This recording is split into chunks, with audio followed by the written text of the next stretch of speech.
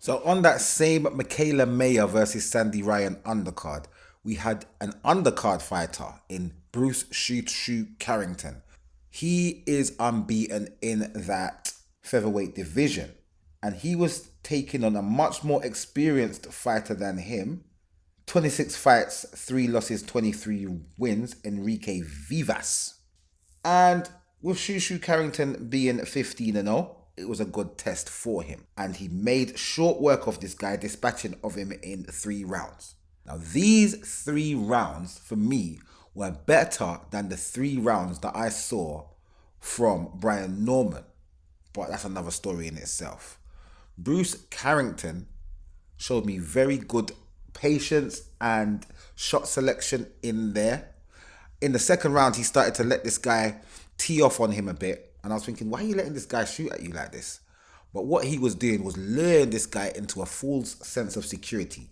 He had obviously assessed this guy's power in the first round and was willing to let this guy take shots at him so that he could get his shots off in turn. Because the guy had a decent defense and it made Shoo have to work. Obviously, with this guy pushing forward, Bruce Carrington let himself fall back onto the ropes in the corner and allowed for the guy to take some shots at him. And within that, Bruce worked with him and selected better shots with a nice little uppercut that knocked him down for the first time. That knockdown was an 8 count. He survived that round, went into the 3rd round, and Bruce Carrington strategically selected the shots to get this guy out of there. The accuracy was up, the shot selection was good, and once he hurt him that first time in the 2nd round, he just started teeing off on this guy. And Enrique Vivas was being very tough in there, not wanting to go down, not wanting to be basically stopped out of the fight. And he was just taking so much punishment that the ref had to step in and say, this is the end of this one. You're not going to win this one. Live to fight another day, young man. Bruce Carrington wins with a TKO stoppage in the 3rd. Obviously, after this, he then commences to call out all the fighters that he wants to fight. With him being under top rank with Bob Arum, he doesn't have many featherweights over there that are contenders or anything like that. So he is chasing down Nick Ball and Stephen Fulton in particular.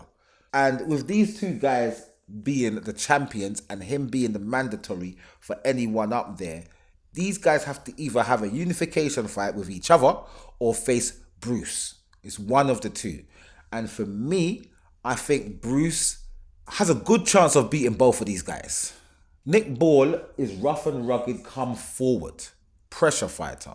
But Bruce Carrington, he seems to fight with that kryptonite, which is the boxer puncher.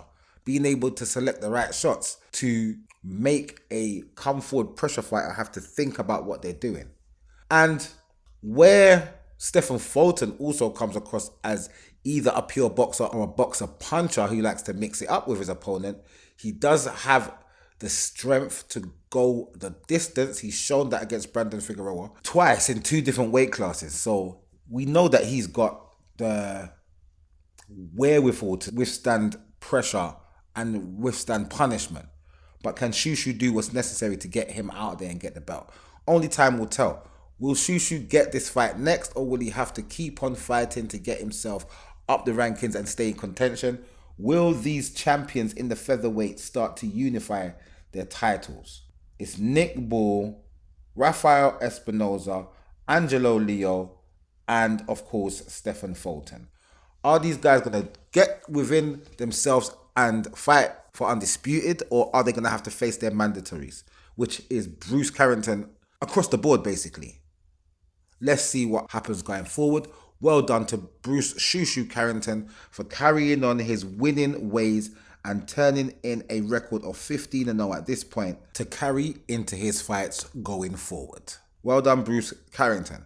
And I'll see you guys in the next video.